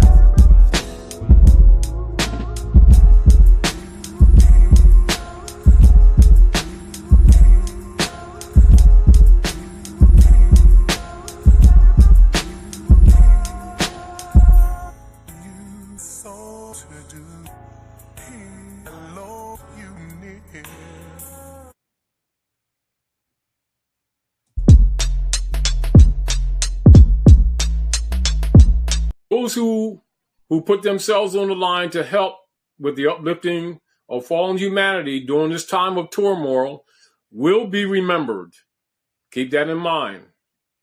Those who have the courage to stand against the odds and tell the truth in this time of turmoil, where the dark priesthood and vampires are at the height of their power and are attacking anything that deals with the activation of the pineal gland, or with justice, or with that which is right, or anything that's de jour, or anything that is Moorish. Keep in mind, those who aid in the help of uplifting fallen humanity will be remembered. Those who aid in the help of uplifting fallen humanity will be remembered. These footprints don't need no consent. Lord of the earth, sea, and continents. The God see consonants as condiments. Sprinkle balls with special sauce and common sense. The Moorish legacy is prominent. Universal tongue DNA is dominant. The domicile is the earth lying reticent. Till the feds emerge, approach with proper etiquette. We the children of Baka and Saba. From the valley Indus Kush to Sri Lanka. From Nubia to East Oakland to the Bahamas. The legacy legendary, though the trauma has placed a pause on the greatness like a comma. No. Moorish legacy. Who I am. Moorish legacy.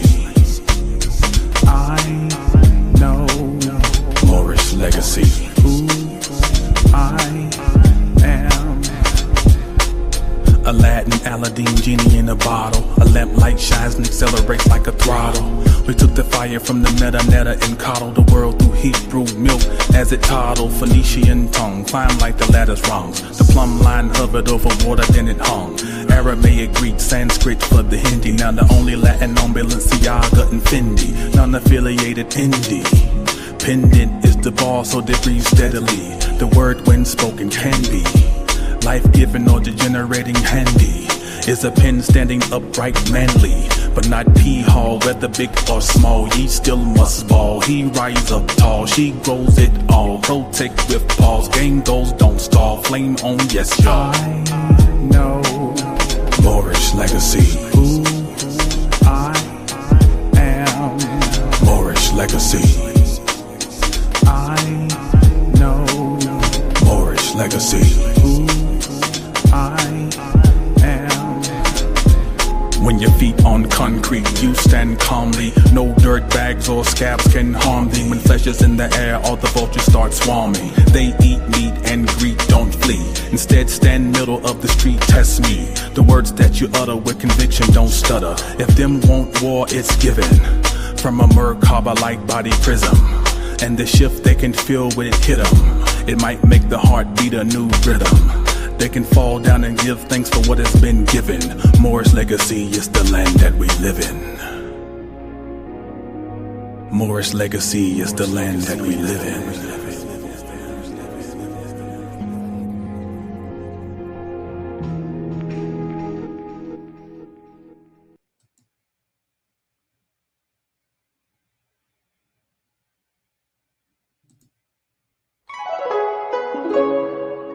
In the beginning was the Word, and the Word was with God, and the Word was God.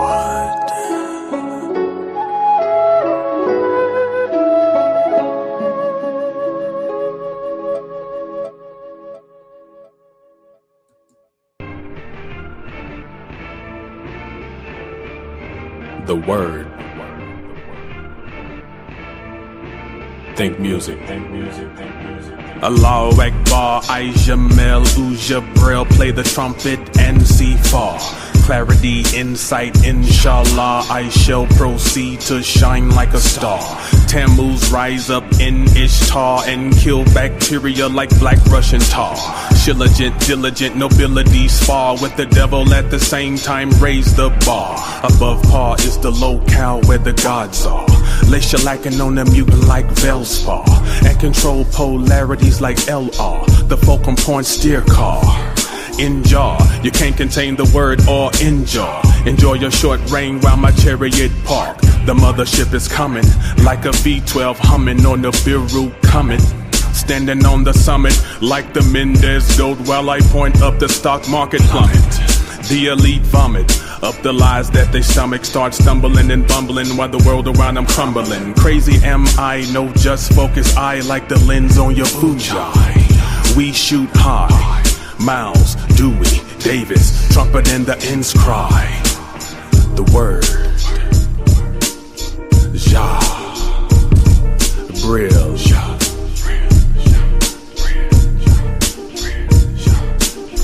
John 1, Johann said he saw the end come with a new earth and a new heaven, where the L is even, no more treason, cause young souls are now seasoned, imbalances are now reasoned. The vulture wings spread and warmed by the sun, shoots its rays through the carbon man's dreads. The word, Ja, Brill, Ja, Brill, Ja, Brill, Ja, Ja, Ja, Brill, Ja, Brill, Ja, Brill, Ja, Ja.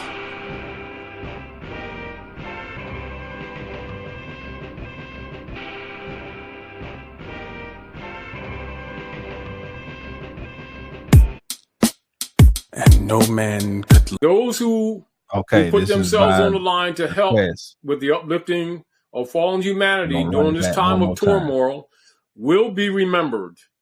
Keep that in mind. Those who have the courage to stand against the odds and tell the truth in this time of turmoil, where the dark priesthood and vampires are at the height of their power and are attacking anything that deals with the activation of the pineal gland, or with justice, or with that which is right, or anything that's de jour, or anything that is Moorish. Keep in mind, those who aid in the help of uplifting fallen humanity will be remembered. Those who aid in the help of uplifting fallen humanity will be remembered. These footprints don't need no consent. Lord of the earth, sea, and continents. The gods see consonants as condiments. Sprinkle bars with special sauce and common sense. The Moorish legacy is prominent. Universal tongue DNA is dominant. The domicile is the earth lying reticent till the feds emerge, approach with proper etiquette. We the children of Baka and Saba, from the valley Indus Kush to Sri Lanka, from Nubia to East Oakland to the Bahamas. The legacy legendary, though the trauma has placed a pause on the greatness like a comma. No, Moorish legacy. who I am. Moorish legacy.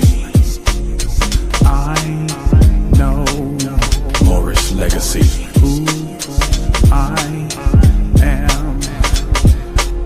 Aladdin, Aladdin, genie in a bottle. A lamp light shines and accelerates like a throttle. We took the fire from the netta and coddled the world through Hebrew milk as it toddled. Phoenician tongue climbed like the ladder's rungs. The plumb line hovered over water, then it hung. Aramaic, Greek, Sanskrit for the Hindi. Now the only Latin on Balenciaga and Fendi. Non-affiliated indie.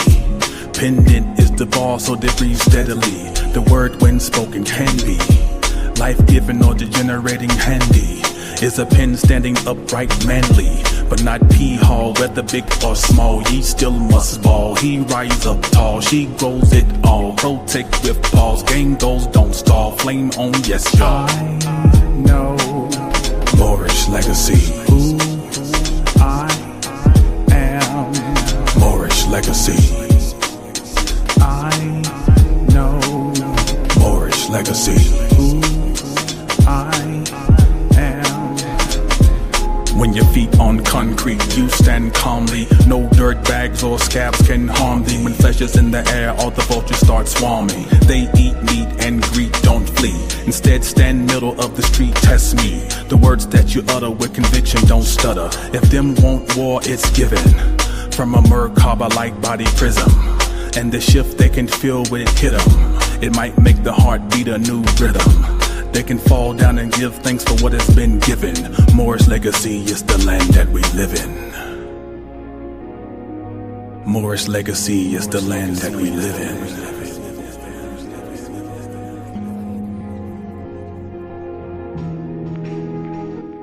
All right, let's wrap it up with this.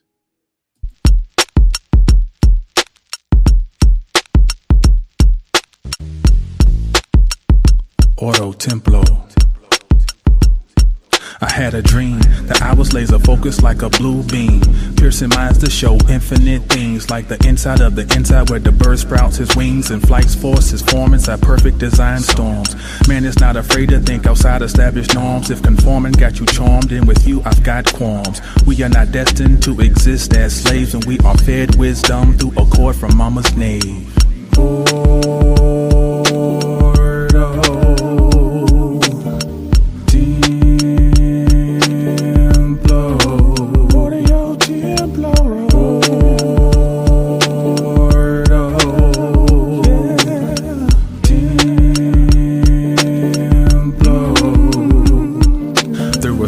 Severity, my mother birthed me, but first carried me mercifully. The water is inherently mine. Maritime or war, this ship will survive. Calm seas or storm weather, still I glide. Waves take you up and down. Emotion roller coasters take charge, calm them now. You're the captain of your soul. How can you be moved when you're working your plow?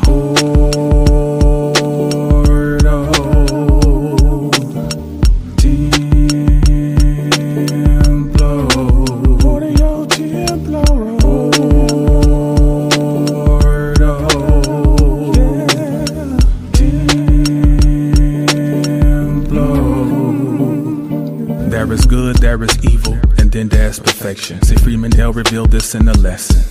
That's the great pyramid of Egypt. You only fell cause you knew that you would be up.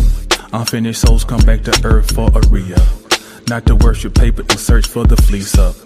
Ease up on the physical. Limited eyesight and think critical. While automatons slowly become digital. Mass actors are underneath are pitiful. Facades are awful hard to maintain with X-ray vision. See the inner parts. The word.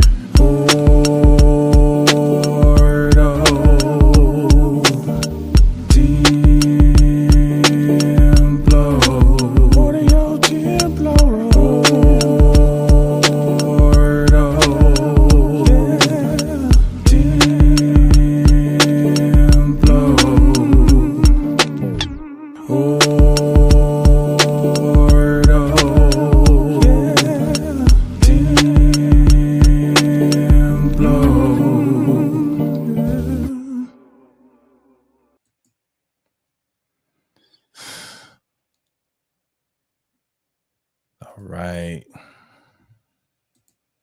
I appreciate y'all. Look at me. I got shit all up on the thing. Appreciate y'all tuning in and allowing me to do what I do. You know how we do impromptu. Thank you, Tony. Tony say the vibe is vibing. I appreciate it. Divine Right say sacred geometry. It's just moving my soul. Thank you. Natalia said the vibe. Golden Timeline said this is my favorite jam. Lisa said maritime law. She on the civics with it. Yes. You're welcome, Paige. Thank you, That Crazy. That Crazy is part of the inner sanctum. You know, we got room for more. We got more room for more scholars in the inner sanctum. If y'all want to see how we get down on the private side, Divine Rights is part of the inner sanctum. Golden Timeline is part of the inner sanctum. So yeah, I'm gonna stop there. I appreciate y'all. You know, as always, you can find all of my offerings at 720astrology.com and my bundle, my book, my coaching, my readings, even my free guide to interpreting your birth chart. All there at 720astrology.com. Know the stars to know yourself. Stay magical. Peace.